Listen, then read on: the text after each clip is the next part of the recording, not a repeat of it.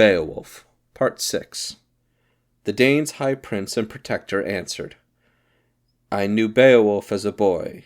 His father was Ecgtheow, who was given Hrethel's one daughter, Hrethel, Hygelac's father. Now Ecgtheow's brave son is here, come visiting a friendly king, and I've heard that when seamen came, bringing their gifts and presents to the Geats, they wrestled and ran together, and Hygelac's young prince showed them a mighty battle grip.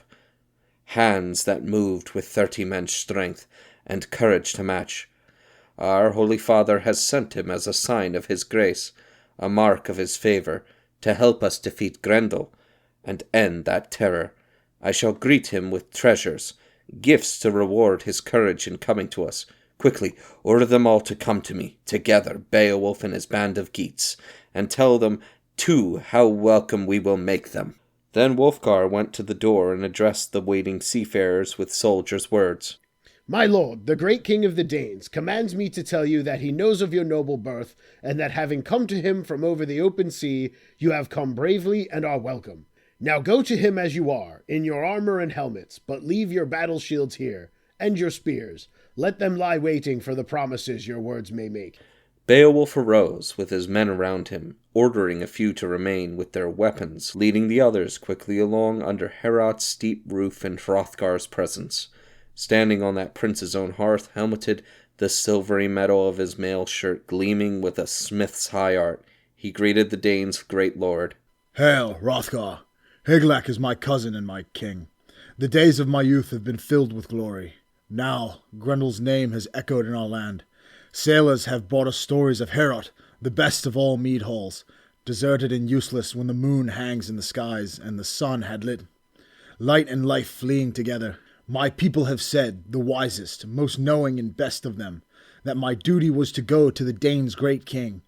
They have seen my strength for themselves, have watched me rise from the darkness of war, dripping with my enemy's blood. I drove 5 great giants into chains, chased all of that race from the earth.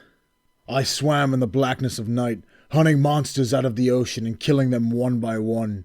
Death was my errand, and in the fate they had errand.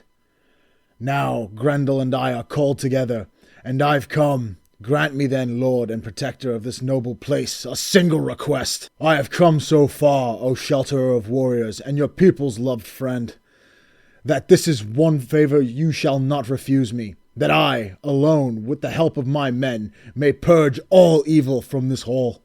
I've heard, too, that the monster's scorn of men is so great that he needs no weapons and fears none. Nor will I.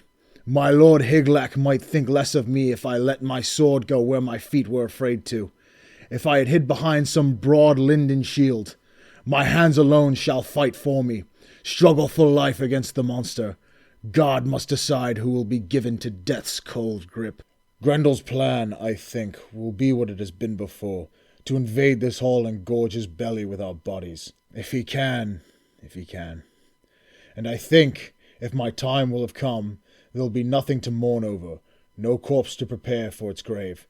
Grendel will carry our bloody flesh to the moors, crunch on our bones and smear torn scraps of our skin to the walls of his den.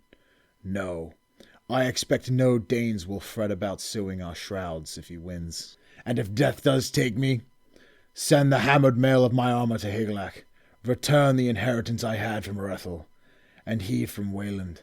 Fate will unwind as it must.